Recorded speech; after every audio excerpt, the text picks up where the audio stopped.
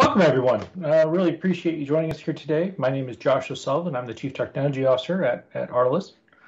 And I want to also thank both our sponsor here, Microsoft, in hosting this event, and looking forward to a fantastic conversation today here on really getting on some of the nuances here of IT and OT, information technology and operational technology for the defense industrial base, and more broadly, the Department of Defense here for how we build out cyber defense. Okay, so challenge today: defending commercial industry and defense industrial base from that IT OT perspective underpins the challenges we have across the readiness kill chains in joint fight. And I'm sure some are paying attention here to the Cybersecurity Maturity Model Certification, CMMC, as that's coming online here in the defense industrial base, and as it parallels inside the Department of Defense in improving our cybersecurity and also our cyber defense capabilities, building out those internal requirements and resilient supply chain necessary to support it. So today we're going to discuss the critical components of that, what makes a mature cyber defense program from cradle to grave of DoD systems. I'm sure we're all aware that most DoD warfighting capabilities are born and die in the DIB. So our intent here today is to explore the current art and science of cyber defense when it comes to IT and OT. So we're going to talk a little bit more broadly than just cybersecurity and compliance and making sure that we have good policies and good methodologies in terms of vulnerability management, and talking more broadly about how do we effectively conduct cyber warfare and cyber defense. I would like to welcome our two guests today, Mr. Chris Cleary, Department of Navy Principal Cyber Advisor. He is the first Principal Cyber Advisor for the Department of the Navy, and is trailblazing the way here when it comes to cyber defense. I'd also like to welcome Joe DiPietro here to the program, Microsoft IoT Security, global leader of Black Belt for IoT security. Now, I'm sure some folks are familiar with what the Principal Cyber Advisor is, so I'm going to talk real briefly about what that is, and so we're all on the same page. It's a new position authorized here with the National Defense Authorization Act for 2020, so created the end of last calendar year, and it's a 3-star equivalent position and has a significant amount of responsibilities, particularly for implementing the DoD cyber strategy within the Department of Defense, coordinating and overseeing the execution of Department of Navy's policies and programs relevant to some of the following here. So recruitment, resourcing, training of military cyber operations forces, assessment of those forces, readiness metrics, maintenance of those forces, standardization and readiness levels, acquisition of offense and defense, Navy DoD and cyber capabilities, and for conduct across military cyberspace operations. Cybersecurity maturity management and operations, acquisition of cybersecurity tools and capabilities, cybersecurity and related supply chain risk management in the industrial base, cybersecurity of DoD information systems, information technology services, weapon systems, and a whole lot of acquisition from stem to stern in terms of testing and acquiring and mitigating and managing those risks across not only the Navy's enterprise, but also their vast weapon capabilities. And finally, not least, evaluating, improving, and enforcing a culture of cybersecurity warfighting and accountability for cybersecurity and cyberspace operations. So really excited to talk through some of those roles and what that means when we start talking about IT and OT. Navy has a more descriptive term of platform information technology, PIT. So those are somewhat interchangeable. And then Joe brings more than 25 years of leadership and hands-on experience with enterprise security leaders, including Microsoft, CyberX, IBM, Guardium, Checkpoint Software. And as I said, he leads the global Black Belt team for IoT security. Welcome, gentlemen. Thank you. Thank you, Josh. Glad to be here. So, that's an awful lot there. And we've been talking about this for a little while, right? So I always like to point back at the Defense Science Board study back here in 2013, where we first got to be able to kind of publicly talk about some of these challenges, right? They had a task force report talking about resilient military systems and advanced cyber threat. In it, they hit, I think, on a couple of key points that seem to become the foundation of most of our conversations these days. So one, U.S. comprehensive dependence on technology is going to be a magnet for opponents. So this problem's not going away. There are no technical approaches that will comprehensively protect DoD against a determined adversary.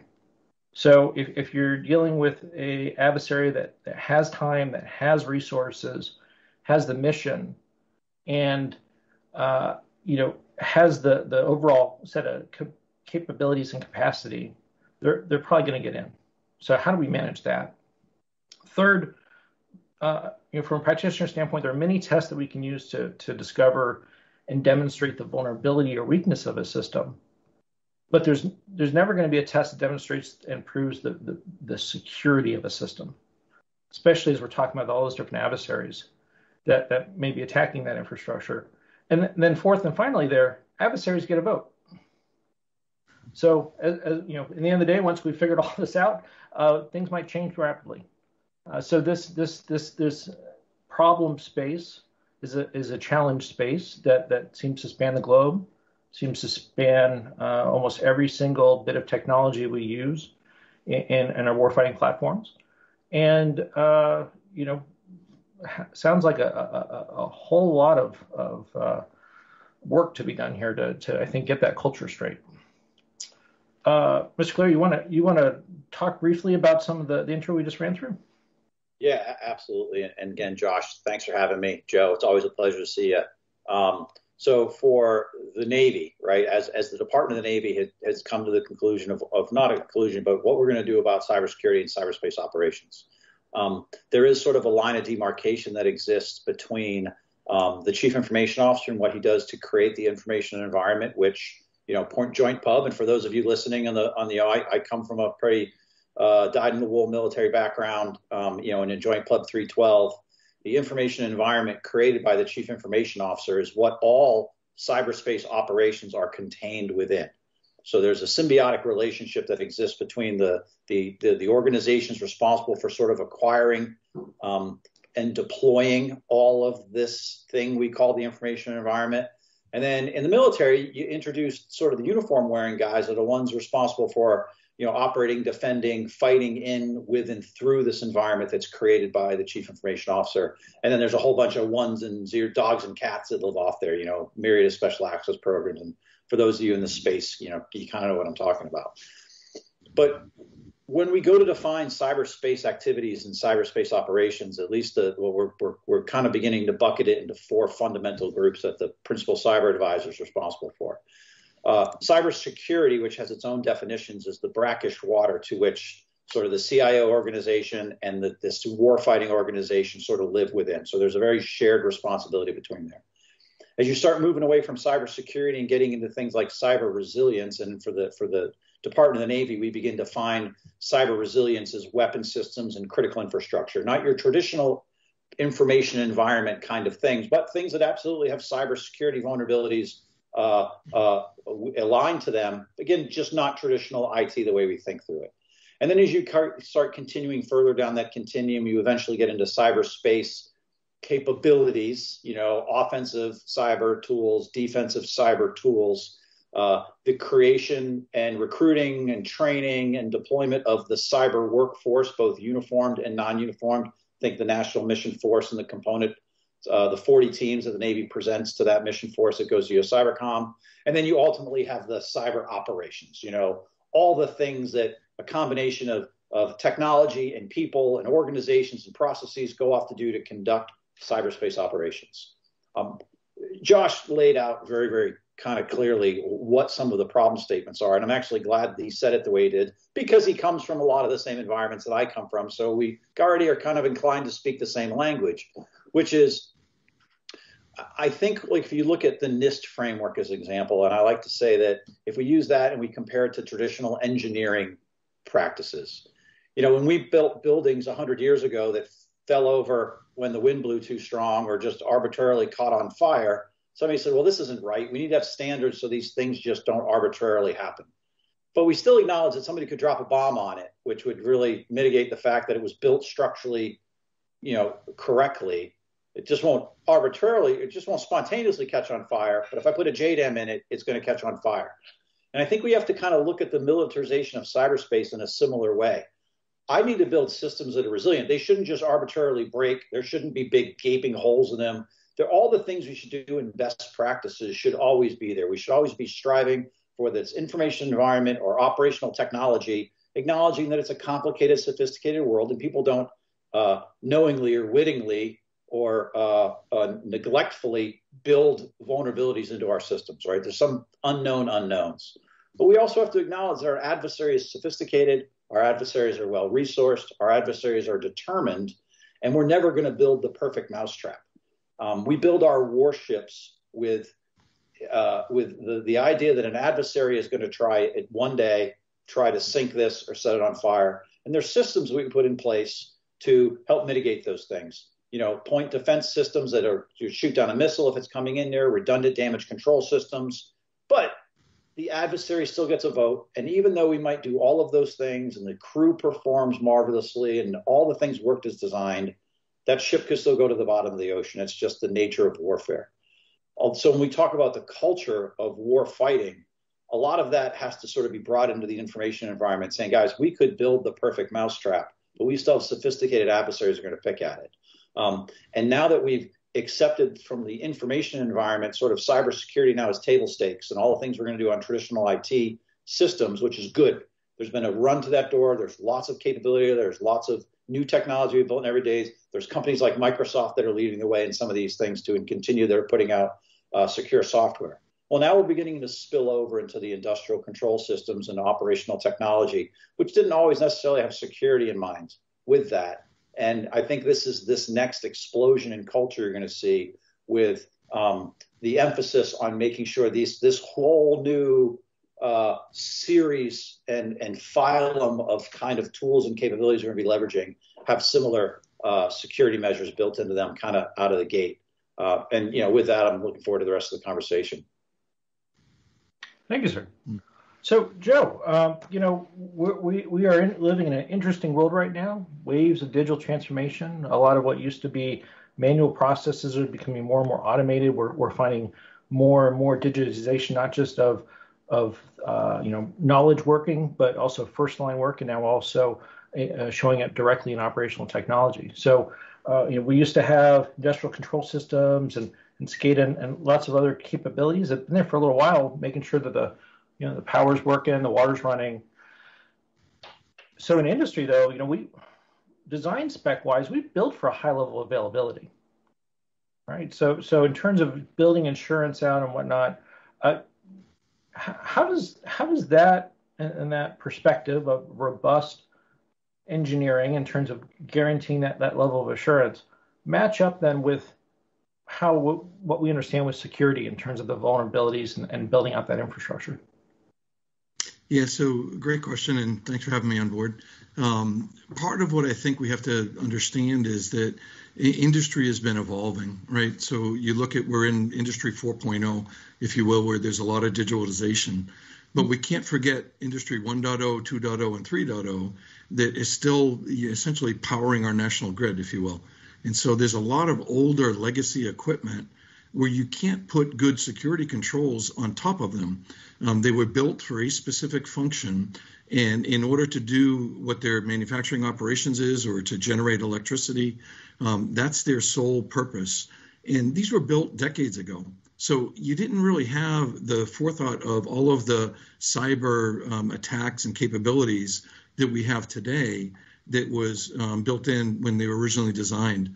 So the length of time that the operational technology equipment is in the field is really one element that is really a challenge for us. You look at some of the ships that are still, floating around and protecting our shores. Those all have different capabilities, but their cybersecurity wasn't part of the forethought when they were designed originally. So I think this is starting to change. There's a couple of terms. One will call it greenfield, where if there's new IoT type devices or OT or SCADA devices where you can put security controls on that particular IoT sensor, then we're able to do that. but there's a lot of brownfield, which essentially means you can't put any security agents on there. So you need a different level of compensating control to identify if there's vulnerabilities or how you protect against that. There's recent studies that says, attackers are probably in the environment for well over 200 days before we're actually identifying what they're doing. So our job is to be able to identify and assume, like zero trust, that the attackers do get into the environment. So we need to set the alarm so that they're tripped early in the cycle before they can do material damage. So apologize for the long-winded answer, but hopefully there's a couple of pieces that make sense in there. No, I thought that was spot on, Joe. And as you're talking through greenfield and brownfield, that reminds me, in terms of building out ships, and as we deal with building out capabilities for the fleet, there was always this concept that we really have three different fleets at a given time, right? We have the fleet that is out and deployed and operating. We have the fleet that we're in the middle of fielding our capabilities that are funded this fiscal year. And then we get the fleet on the drawing board. Mm-hmm. And, I can't help but wonder if we look at the fleet that's out there today and, apply that brownfield mentality to it, as well as even the one that we're just trying to field the capabilities we got right now, right? There's a lot of technical debt out there. We've bought a lot of, I think, infrastructure and capabilities, but not necessarily the people and the process to do it. Chris, what are some ways there of how do we get ahead of this? How do we get past that technical debt, let alone get it at the censoring that Joe's talking about? Yeah, and actually, Vice Admiral Trussler, who's the N2, N6, comes from a submariner's background, and he actually has a really unique perspective on this. Which, to be honest with you, there's something to be said for individuals that come into this space that didn't necessarily grow up in the information technology space. Admiral Trussler makes a really, really good point. You talk about, we identify vulnerabilities in operational technology systems, industrial control systems in our ships. But what's unique about our ships is each ship, although you'll take like the Arleigh Burke-class destroyer as an example, there's really no two Arleigh Burke-class destroyers that are exactly alike, right? They all have unique differences. They've all been to the yards at different times. They've all got, one variant of a piece of equipment on or not, or a different Aegis build. So the good news, if there is good news to the story, is that, one vulnerability that you might discover in a piece of operational technology that's relevant to the Arleigh Burke-class destroyer might not really be relevant to the entire class, right? Of the 70 some odd hulls in the Navy. Yeah, you found a vulnerability, but you might not be able to peanut butter spread that across every ship because they're all a little uniquely different from each other. So that's a good thing. From being able to deliver an effect against a whole category of weapon system within the Navy, that probably is not as achievable as we might want to think it to be. Now, the negative to that is you have 70 ships out there that are all a little different from each other to one degree or another. So when you're looking at trying to introduce, or refitting or backfitting, you've got all sorts of different variants that require different levels of maintenance at different times. Now, you talk about the ship of the future, right? Of course, it is more cost effective to know that you build a platform and all these platforms look exactly alike. And now there is more standardization, which would be a concern, right? If every single ship in a class is exactly the same, and I've identified a vulnerability in some piece of equipment that I can target, well, now maybe I will be able to actually affect an entire class of weapon system based on something that, to Joe's point, it might be some controller somewhere that was built 40 years ago that doesn't have a password on it. So now you're right. How do I monitor these? Or we always make the running jokes about the ones that did have passwords 20 years ago. The password is password. It's hard set in, and it's going to be like that until you actually remove it. There's not an administrator that can reach into it and change it remotely or change the password every 90 days. It's not possible to do those things. So I think it's an interesting, to your point, how do we get ahead of it? Well, obviously, as we introduce new capability to the fleet, we're trying to build the culture of ensuring that all these cyber, I'll just grossly call them cyber vulnerabilities, are addressed as early as possible in the design cycle. So it's not something we're trying to back and fit. And that's really the culture that we're trying to say is that now that we understand there are means and methods to affect these things remotely, well, now you have to address that on the drawing board before it even goes to be built or integrated in some other larger weapon system. And that's so from ASN RDNA, they're taking a really hard look at how they push security as far to the left in the development cycle as possible, so they don't have to deal with it, post commissioning of some platform. Wow, so that sounds like a lot of work to be done. As I think through that, right, there's because like an Arleigh Burke destroyer, we're talking probably 3 of the different syscoms probably touch it, a handful of PEOs, probably 60, 70 different program offices.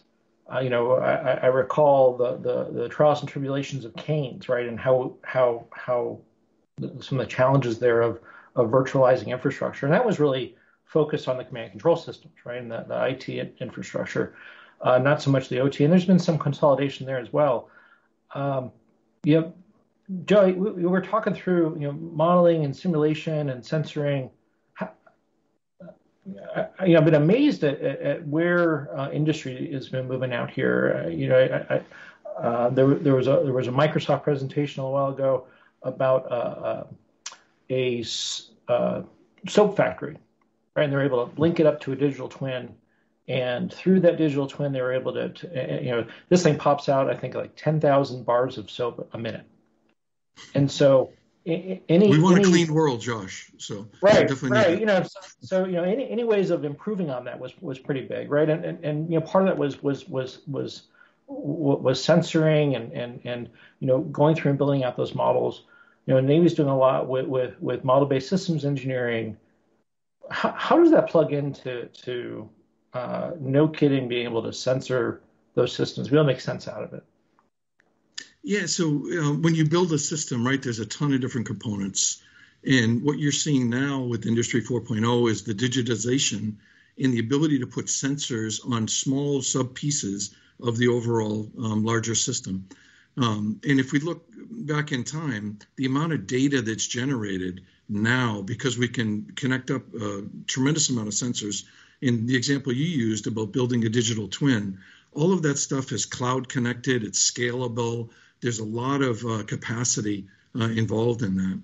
And so with this, the key points from a security perspective is to be able to identify what are the critical points of the overall system so that we can have good security controls and validate that these controls are actually working.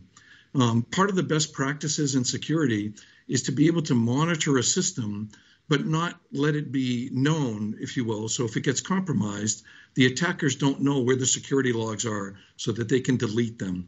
And then you can have a little bit of obscurity in that, but your cyber operations systems can see exactly what the attacker is doing as they trip different sensors in the overall system. So we're trying to build a lot of this stuff in up front, and as you say, shift left, right? And the more newer stuff, we're able to do that, but we still have to retrofit because we do have legacy equipment that's still going to be around, for at least another decade or so as well. Yeah, it reminds me of my old SPO days there. You get what you inspect, not what you expect. So how we build out that high ground there to be able to inspect, right, versus just expect. And Chris, I think you were talking through known vulnerabilities. So those vulnerabilities we know about that they maybe have a CVE associated with them. Maybe if we're lucky, the vendor is working on a patch. Maybe we have a patch available, and maybe somehow we can now apply that to a 25-year-old generator or pump or what have you. But I can't help but think that it's the threat that goes after the vulnerability, not the vulnerability that goes after the threat. So, there's a whole lot of vulnerabilities out there that we know about. There are probably even more we don't know about. Is there some ways to integrate maybe threat intelligence in here to get ahead of this problem? Yeah, and I think I'm going to get the formula wrong, but I've seen it a million times in CISO schools. It's vulnerability times risk equals threat, or some combination in there, right? There's lots of vulnerabilities that you may have discovered that through the adversary is just not interested. There's no indication that the adversary is interested in going after this. So is it really a threat or risk? Risk equals threat times vulnerability, right? There might be no risk there because there's no demonstrated threat. Well, that's hard to prove that, and it's hard to know what the adversary is or isn't looking at. But some of the things that we that we should be able to get around is this construct of access.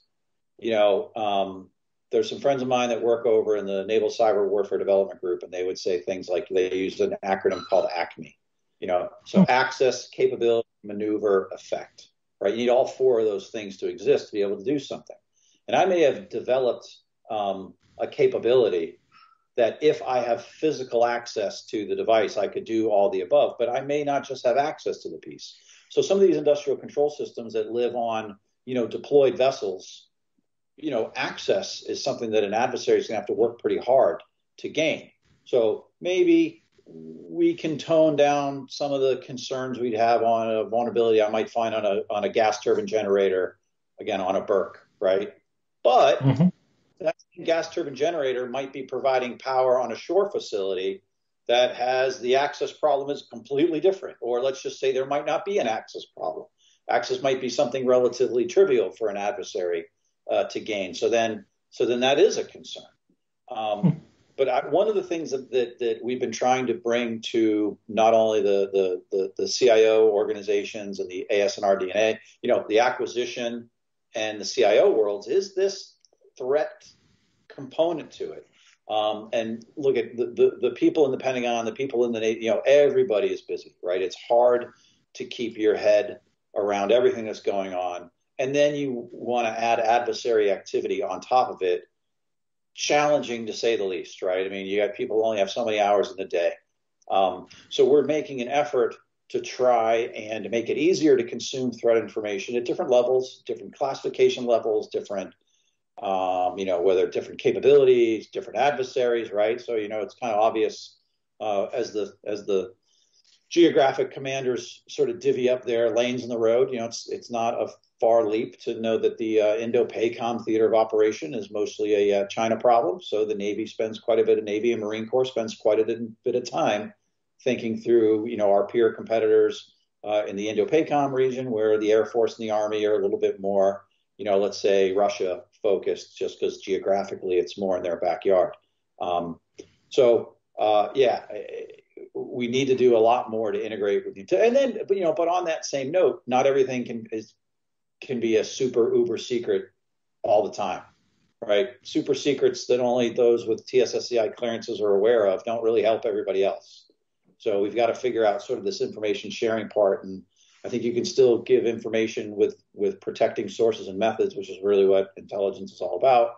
But some of the information derived through our, very sophisticated collection activities, we have to figure out a way to get that to the people where it makes a difference without necessarily, compromising sources and methods. Whole different conversation, but things that we are trying to figure out.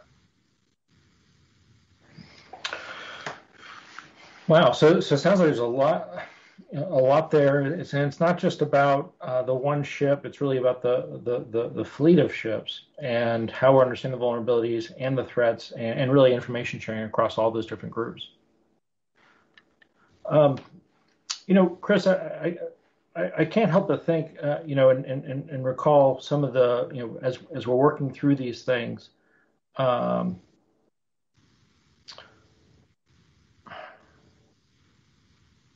a as we talked about just the promulgation of that information. I'm thinking of what unfortunately SolarWinds had experience here with the Orion platform and those exploitations, and how some challenges there could have an outside effect on their supply chain, and the means of detection there, right?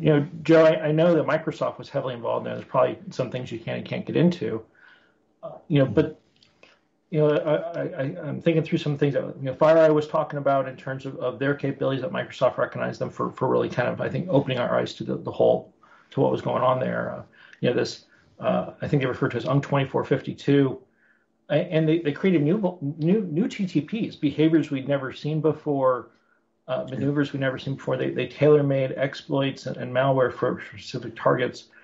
And Microsoft has this graph, right? This collection of information across, and as you're putting these sensors out there, how does that work? Is there a way that we can use those sensors, one, to detect locally, but then also more regionally or globally? How's that come together? Yeah, so great comment. Part of what we're trying to do is be able to identify all the local issues that you see, but then also propagate that up to central resources. Microsoft Graph is an open system, so other people can tap into all of the signals that we get. You can think about the billions of emails that we see, the endpoints that we're talking to, the Bing searches that we validate that are normal and ones that have threats associated with them.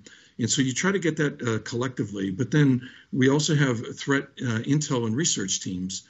And this is, common. There are certain companies that have this and great companies. Right, but you want to have the threat intel so that you can have knowledge sharing between the different organizations.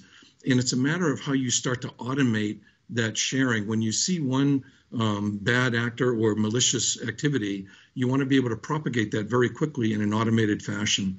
So there's a lot of other different types of systems, SOAR type systems, security orchestration and response type systems, to help automate and facilitate the quick responses to this. Once you see a signal in one area of the world or one geography or one known threat technology. So this will help us at least try to get ahead of the game and prevent it in one area, but then spread it out so that if other customers see it, they're able to be automatically protected against it. So even though a number of those sensors are passive in nature, it sounds like they still kind of feed up in terms of providing a good sense of situational awareness, as well as a sense of where we are from a performance perspective, a vulnerability perspective, and even a threat perspective. Yeah, and you can implement these sensors totally on-premise or on-chip, if you will, decoupled from a cloud connection or things like that. And then, connect them up after when they come on board for maintenance and things like that, collect the data. So there's a number of different ways and technologies to implement, but as Chris will tell you, you need to implement this in the appropriate time when the ships are at their appropriate station in their active duties. That sounds like a lot of work. So you mentioned a couple of different groups there doing that work. And it's always interesting, as working with the defense industrial base, some of these organizations are really small, like, 10-person shop that's super smart on, submarine warfare, but that doesn't know anything about IT, let alone security, let alone the devices they're building should have some security components built in. What are the right groups there? Culture, I think, was kind of how we started this conversation of we've got to figure that out. What are some of those different groups going on there, Joe? And how do those come together there on the Microsoft side? And maybe how can that apply in the Navy? I guess the next question. Yeah, so if we take a look back at culture, and I've been in the security industry for a bit, but one of my first jobs was with a company that developed Ethernet over Twisted Pair. And we did great building the network, started to get them all connected. And then I went to a firewall company. And then you saw this culture clash between the networking team and the security team try to take over. And they found their happy medium. After that, then I went to another company that did database security.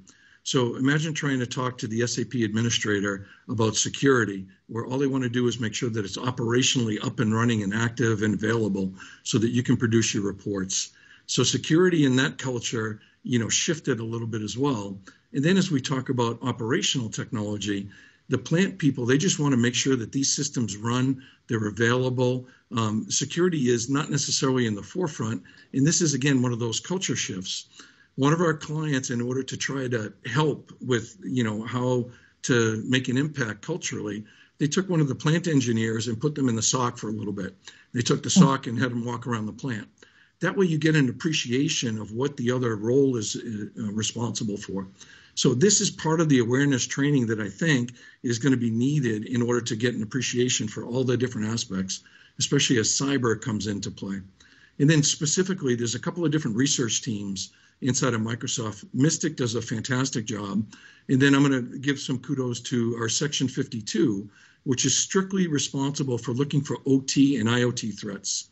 They recently discovered some, it's called bad alloc, forgive me, bad alloc when you allocate memory for IoT devices. And essentially this, vulnerability is exposed in a lot of different vendors' equipment, but we're trying to expose that so that we can put in good controls around it, right? And all of the different research teams have to work together in order to build products that will help our customers protect their environment. And that's kind of where we're the forefront of what we're trying to do.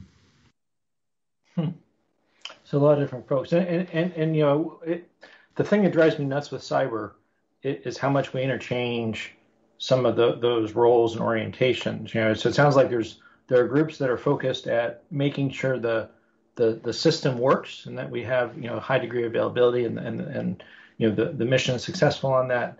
It sounds like we have groups of making sure that engineering perspective that the infrastructure is supported and maintained, and then there's another group that probably has a better understanding about threat, and they're trying to work through how to counter threat. And so how we get all those different groups working together. Chris, the Navy I think has been on a little bit of a journey here the last couple of years, right? And it's probably a little bit demonstrative from moving from a CISO role now to a principal cyber advisor role, having more probably broad ownership on not just our IT and maybe some of our C4ISR systems, but now more broadly across.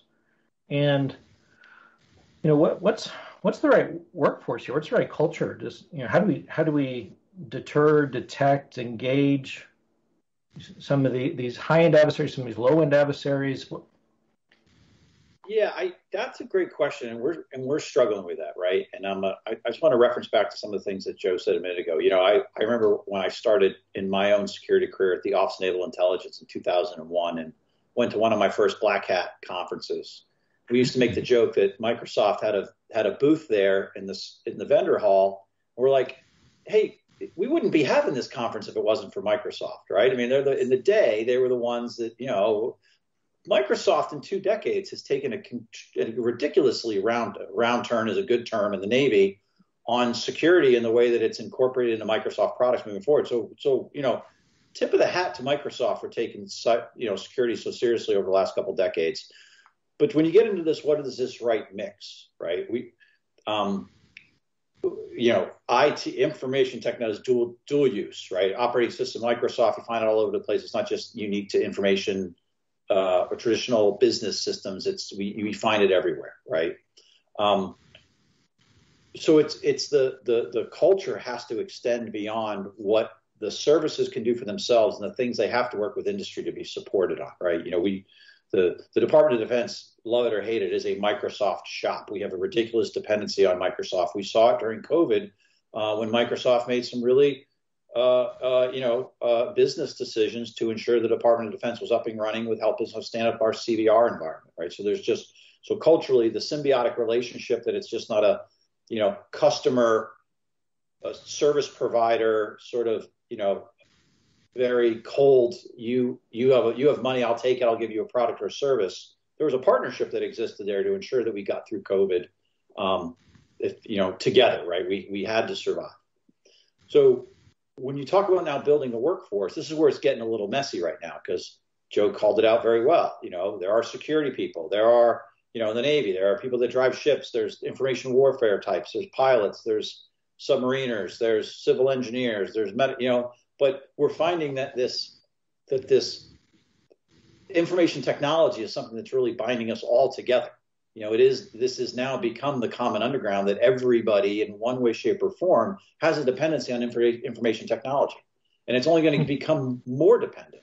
So Lieutenant General Reynolds, and I'll give a little bit of a C story here. Lieutenant General Reynolds, who's the Deputy Commandant of Information on the Marine Corps side, she coined a phrase way back when that called everybody should be a cyber sentry. Okay. Well, then I came to the problem and I said, well, what does that mean?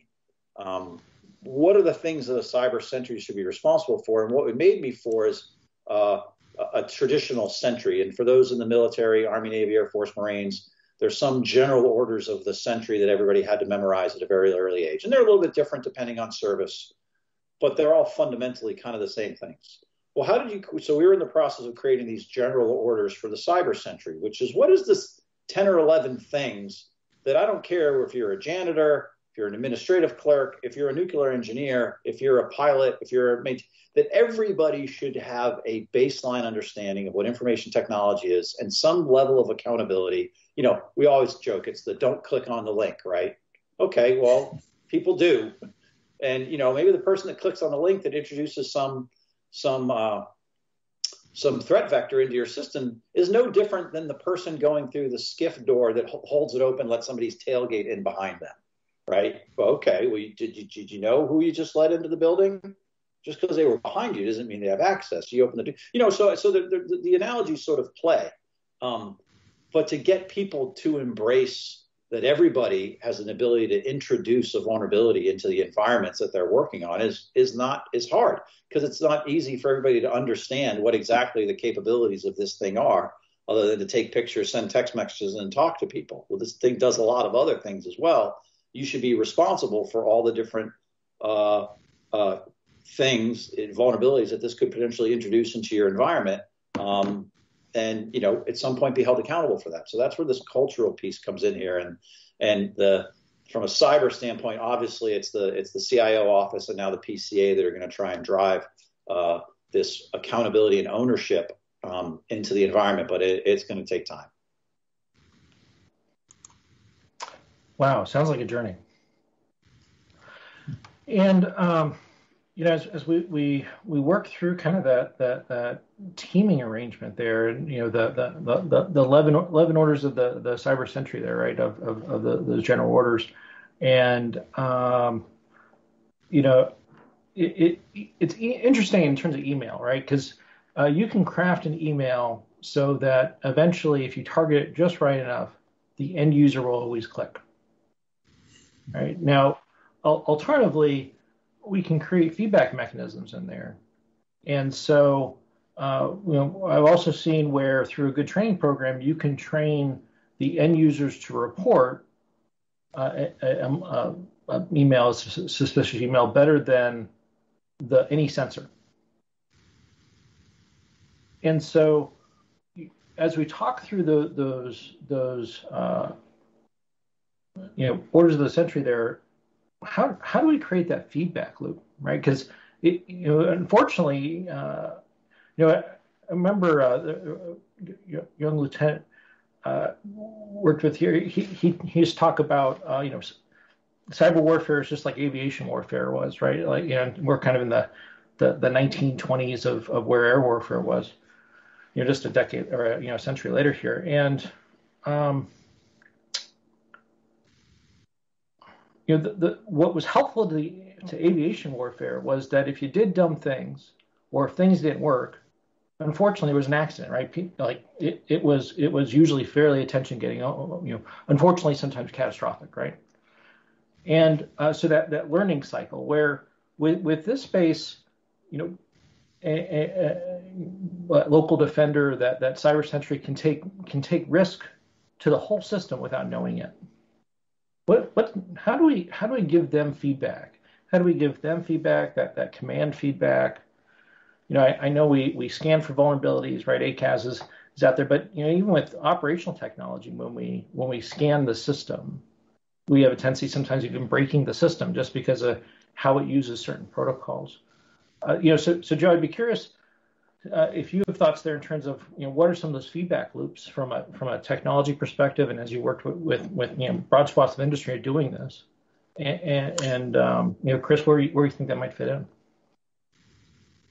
Yeah, so why don't I jump in first? And a lot of times, the products and services that we sell, as well as other folks, they try to bridge the gap culturally. And one of the first things one of our clients said was, I'm in cyber. I had no idea what was happening operationally, but your tool helped me to translate between the two. And the translation was when we were sending some operational alerts about this appears to be misconfigured.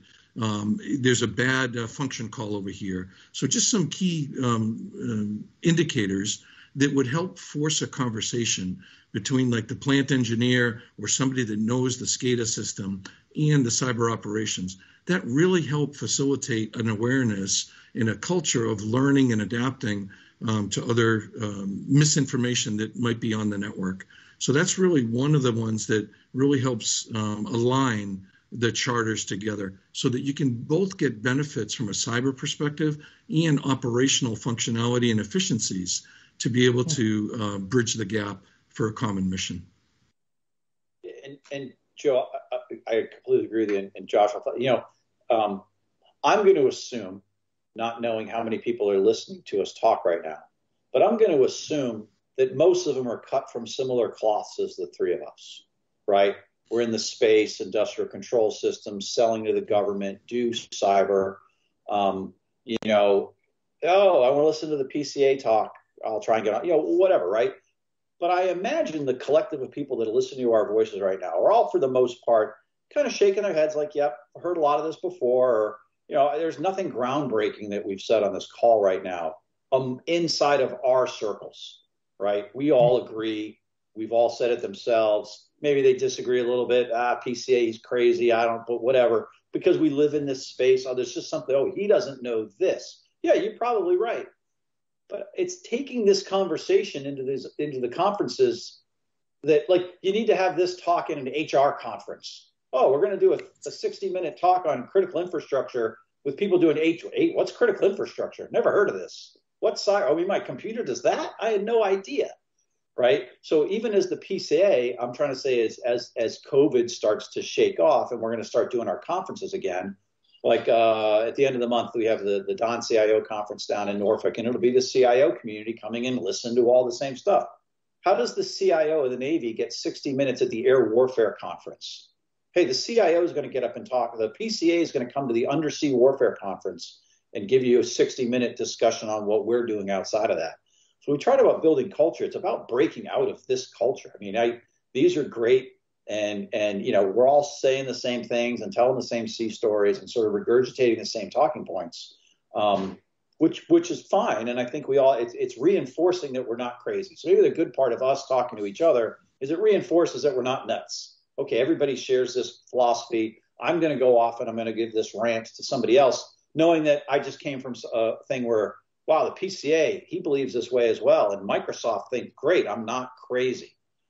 Okay, well, now how do we begin to go outside of our communities and bring this same conversation to those who don't understand this is why I'm going to pay a couple extra bucks to go get some sensor that I need to buy to put on a piece of technology that I depend on that I don't know I even depend on. Because if that goes away, then I can't do my job. I didn't even know that thing existed, right? This is, I think, how we begin to change the culture a little bit. Yeah, and Chris, to your point, we can't walk into a power plant or like a chemical factory. There's always a safety minute. In some of these companies, before every meeting that they go into, they say, okay, we take the first 2 minutes to say, here's kind of our safety, recommendation for the day. And it's got to be ingrained in the culture like that so that the awareness really starts to be pervasive within the community. Yeah, and I'm gonna steal a little bit of thunder from my former boss, Aaron Weiss. He actually, I like this rant that he goes down.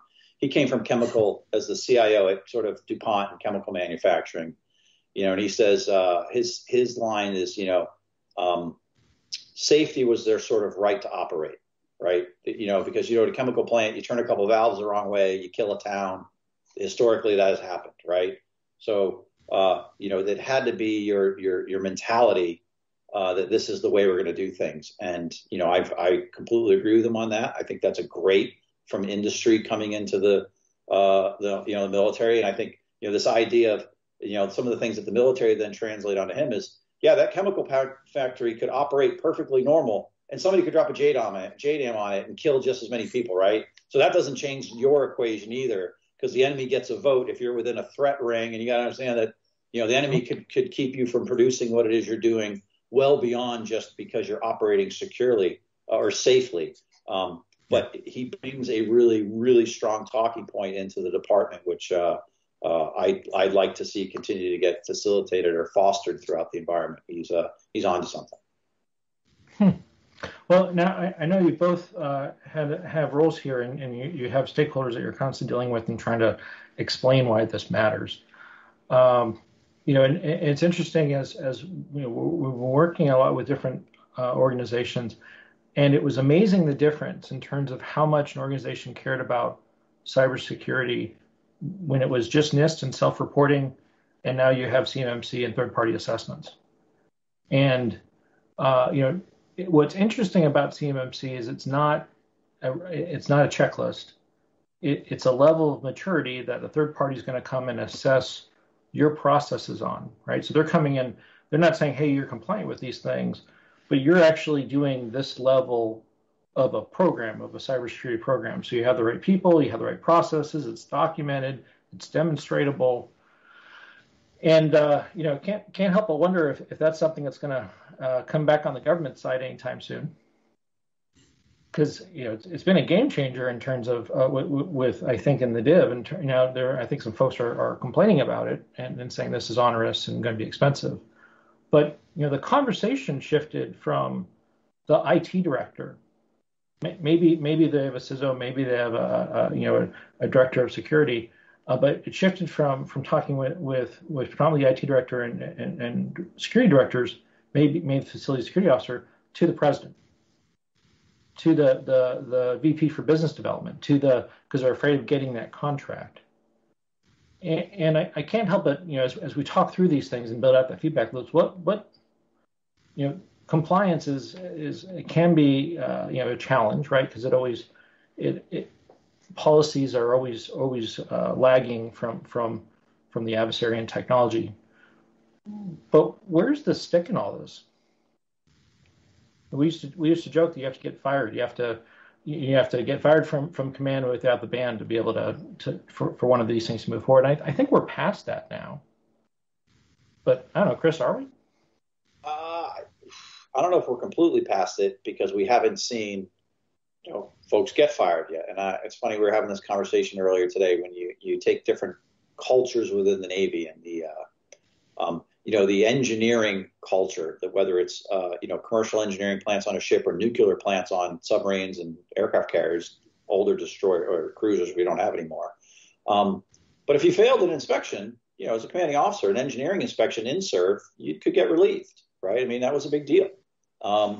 And not every information system on a ship is something that a commander has control over, right? There's something provided him. So it's not everything he can be held, or he or she can be held responsible for. But the ones that he or she can be held responsible for, I mean, there's got to be some level of accountability if you're taking this stuff serious or not. You just can't be ignorant of its capabilities and what it's designed to go do. So that's coming, right? The Chief of Naval Operations instituted a commander cyber dashboard to give commanders certain visibility into things that they might not have always been aware of, right? So, yeah, and it wasn't easy to be aware of those things. So let's make it a little bit easier for you. We'll put it in a format you can click and kind of get a one-stop snapshot, one stop, you know what I'm trying to say, one-stop shop of, where my systems are in their ATO cycles. Are there things coming up that for re-inspections? Am I keeping up to date with whatever the systems that I have control over from, scan patch, scan that thing? Am I just doing the basic, blocking and tackling and giving it the attention it deserves? That is coming. Again, CNO acknowledged that we weren't necessarily setting commanders up to be successful because it was hard to get your hands around all of those things. So they created this dashboard. I think that's a really positive step that the CNO took. The Marine Corps has very similar processes that they're taking on board.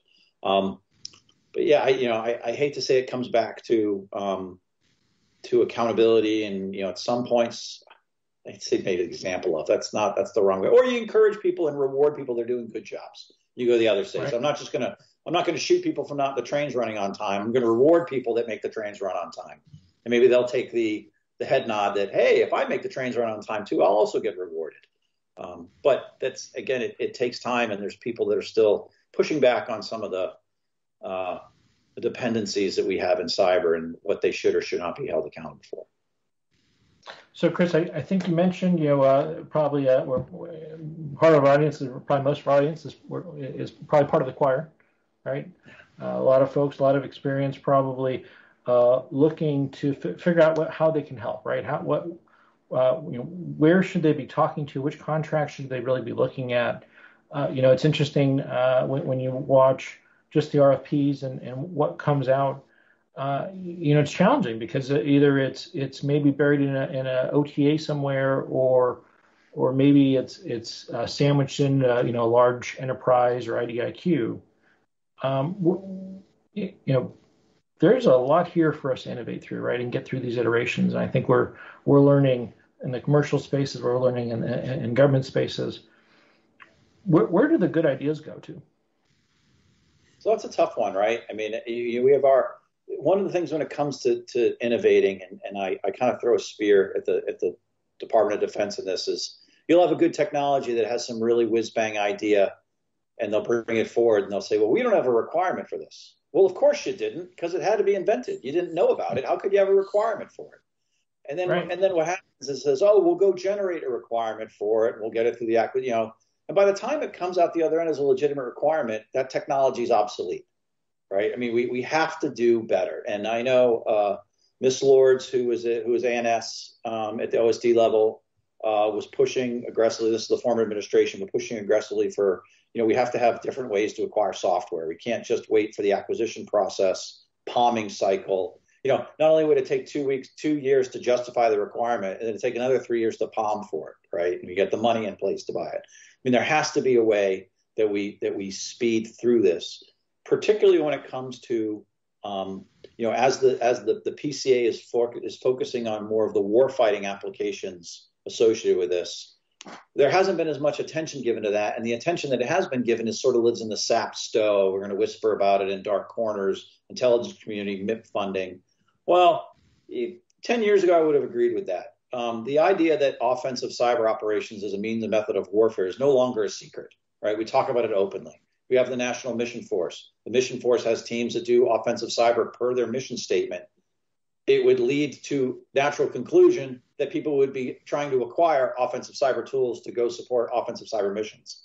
The last I looked, the Joint Strike Fighter does not deliver picnic baskets, right? It is not a humanitarian aid delivery system. It does a lot of things that enables warfighting, not of them all the delivering of kinetic effects, but again, not a humanitarian aid platform. So why is it that we still whisper about what we're going to do in cyber and the fact that we're not going to weaponize it? Pandora's box has been opened. We are in the space of weaponizing cyber, right, wrong, or indifferent.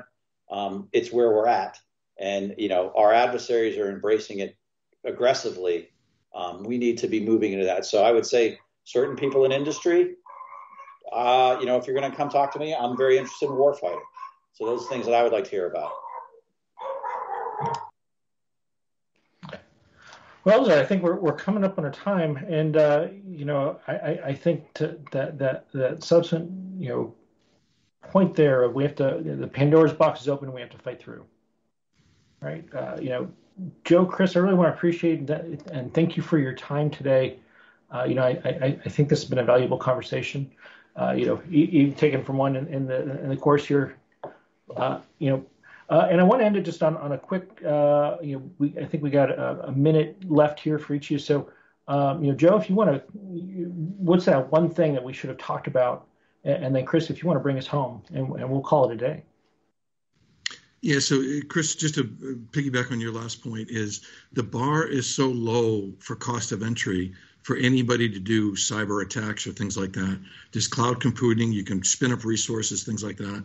So my only last bullet would be make sure you have your cyber defense program at least outlined for what you want to do and the key points that are most critical for you, because zero trust is really a good formula to assume a breach within your environment. So detect it early, and I'll leave it with that.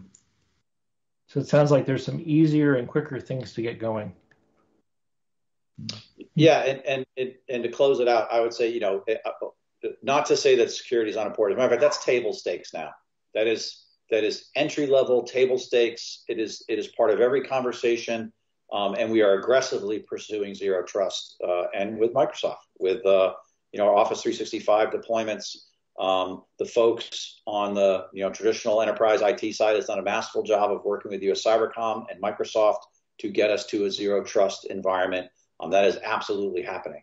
So don't read it because I don't, if the CIO were sitting right next to me, I'd be letting him really lead the security side of this conversation, because the majority of the capability and acquisition of traditional security tools and the way we're going to do 360, we're going to do zero trust and, identity management is really a CIO function. I endorse and support in every way that I can.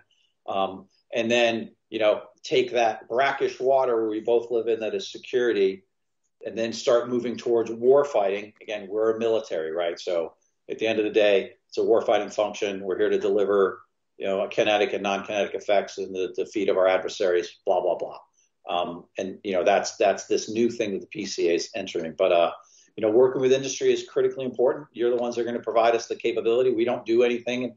We don't make anything our own. We get it from industry. So it's those relationships with industry that have to be strengthened to ensure that we have what we need to do our job. Well, I think that from a maturity perspective, that's huge, that we're moving to where cyber defense isn't just an IT conversation. Well, gentlemen, thank you for your time today. I think this has been a fantastic conversation, and appreciate and look forward to where this all goes. Thanks, Josh. Thanks, Chris. Thanks, Joe.